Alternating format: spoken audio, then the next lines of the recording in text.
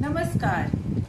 कैसे हैं आप सब? आशा करते हैं आप सभी अच्छे हैं और अपने अपने कामों में व्यस्त हैं। कुछ लोगों ने मुझसे पूछा कि जैसे साधना करते हैं तो क्या भगवान से मिलने के पहले कुछ पावर आता है उस साधक में? क्या क्या आता है पावर? कैसे पता चलता है जो साधक है उसको कि ऐसे ही सीधा साधना किया, उसके बाद एक दिन भगवान से उसका मिलना हो गया, ऐसा होता है? कुछ उसको अनुभव होता है। तो मैं बोली कि चलो इस पर भी एक वीडियो मैं बना ही देती हूँ। कहीं आपने सुना है, चाहे पढ़ा होगा कहीं, चढ़े तो चाखे रामरस, गिरे तो चकनाचूर। सुना है? साहब का घर दूर है, लंबी पेड़ खजूर। तो इसको आप इसी संदर्भ में लीजिएगा। जैसे कोई साधन कर रहा है, आगे बढ़ रहा है, तो कुछ दूरी तय करने के बाद कुछ बोलता है, वो घटना घट जाती है, तो कुछ तो पावर मिला होगा, तभी ना हुआ। उसके बाद कुछ चाहा मन ही मन, वो होने लगा। ऐसा भी होता है। कोई मरणासन्न रोगी है, उसके पास से वो गुजर जाएगा, वो मरणासन्न रोगी जो है उठ करके चल देगा, मतलब स्वस्थ हो जाएगा। इतना तक पावर आ जाता है। लेकिन वही है, इसके बाद यही चीज होती है कि चढ़े तो चाखे राम रस, यानी भगवान से मिलन हो जाएगा अगर ईश्वर पे दृष्टि होगी तो, और नहीं तो गिरे तो चकनाचूर। फिर वहीं से स्टार्ट करेगा। कहाँ से? आ क ख ग से ही स्टार्ट करेगा। गिरा, कैसे गिरेगा? अहंकार कि अरे इतना पावर आ गया कि कुछ बोल दिया, हो गया। और किसी के पास से गुजर जा रहा तो वो बीमार आदमी ठीक हो जा रहा है, तो लगता है कि कहीं हम तो भगवान के आसपास के ही इतने तो शक्तिशाली हो गए हैं। जहाँ अहंकार आया तो क्या होता है, फिर चार लोग मानने लगते हैं, कुछ चढ़ावा चढ़ने लगता है, तो बीमारों का तांता लग जाता है। इसको ठीक करो, उसको ठीक करो, पूरी दुनिया ही दुखी है, सभी को कोई ना कोई समस्या है। तो ठीक करते करते पुण्य का जैसे उसका क्षय होता है, फिर वहीं से गिरता है। जहाँ से किया था शुरू, फिर वहीं से चलना उसको शुरू करना पड़ता है। लेकिन जब भगवान से योग हो जाएगा, ईश्वर का दर्शन कर लेगा वो, तो फिर उसमें जब ईश्वरत्व प्रवाहित हो जाएगा, फिर वो चाहे तो चाहने की आवश्यकता ही नहीं है। फिर उसके दर्शन मात्र से कल्याण होगा सबका। लेकिन इतना धीरज धरना कुछ ही परसेंट है।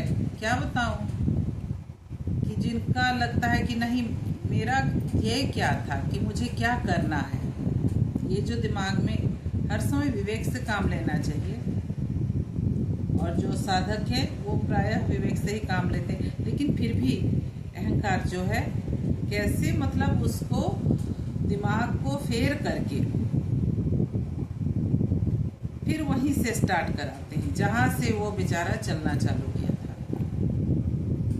इन सब चीज से बहुत सावधान रहने की आवश्यकता है। ये नहीं कि भजन कर रहे हैं तो पावर आ गया तो ठीक ही है, ये भी तो ठीक है, ऐसे चल रहा है ये भी तो ठीक है, लेकिन कब तक ठीक है ये सोचना पड़ेगा ना। कब तक? जब तक पावर आपका संचय है तब तक। जिस दिन आपके पास कुछ भी पावर नहीं बचेगा, कुछ भी नहीं, आपका कहा हुआ सत्य नहीं होगा, आप किसी को सही नहीं कर पाएंगे। बीमार है तो बीमार होकर ही वैसे आया वैसे ही गया, लोग आना बंद हो जाएगा, चढ़ावा चढ़ना बंद हो जाएगा। फिर क्या होगा? सोचा है? इतनी मेहनत की इसी के लिए कि एक दिन जा कर के पतित हो गए, फिर से चलो।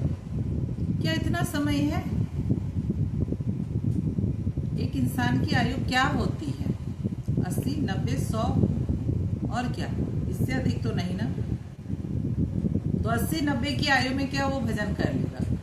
पहले ही जो हो पाता है, नहीं तो सीधे बैठ ना पाए 2 घंटा 4 घंटा 6 घंटा 8 घंटा, तो उसका अभ्यस्त नहीं होगा अगर, तो बोलेगा शुरू ही मैं करूंगा, कुर्सी में बैठ करके भजन करूंगा, लेट लेट के करूंगा, सो जाएगा, वो भजन नहीं हो पाएगा।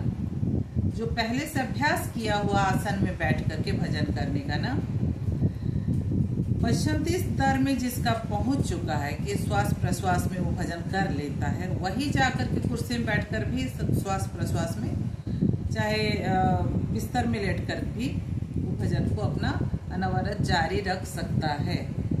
लेकिन कोई शुरू ही करेगा, अरे बैठ नहीं सकता, कोई बात नहीं, कुर्सी में बैठकर नहीं होता है। यहाँ से शुरू है ही नहीं, शुरू है आसन में बैठकर ही आपको करना है, तभी जाकर के, और वहीं से आपका मन पहला, दूसरा, तीसरा, मतलब बैखरी मध्यमा को आप पार करके पश्चंती स्तर में आएंगे, तब जाकर के फिर आप चलते फिरते उठते बैठते, लेटे हुए हैं, कुर्सी में बैठे हुए हैं, तो भी आपका भजन निरंतर चलता रहेगा। अगर आप उसको जारी रखना चाहें तो फिर हो सकता है। तो शुरू में 2 स्तर को आपको पार करना पड़ेगा तब। तो इतना समय किसी के पास नहीं होता है कि जाकर के बाद में शुरू करूँगा, तो फिर शुरू करूँगा तो क्या, फिर बीच में आकर के रुक भी जाते हैं। यही सब जो है रिद्धि सिद्धि, ये सब आकर के फिर लोभ दिखाते हैं। भगवान के दर्शन तो बाद में होंगे, इसी में आदमी मोहित होकर के रह जाता है। तो मैं आती हूँ वापस उस बात पर कि साधना करने से क्या पावर आता है, क्या पावर नहीं आता, सो बताइए। एक मरणासन्न रोगी जी उठ रहा है, इससे बड़ा पावर क्या होगा।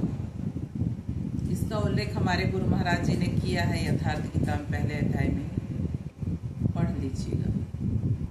पावर तो मिलता है, लेकिन इसमें आपको भरमाना नहीं है अपने आप को, अपने मन को।